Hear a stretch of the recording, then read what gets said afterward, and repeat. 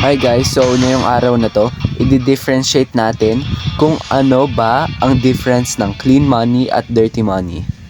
So, ang clean money ay cash na makukuha natin sa mga missions at sa mga convenience stores, taxis, mga activities gaya ng Conquer the Streets, at ang mga daily login rewards. So, dito marami kayo makukuhang cash at sa very last day, meron kayo makukuhang 1,000,000.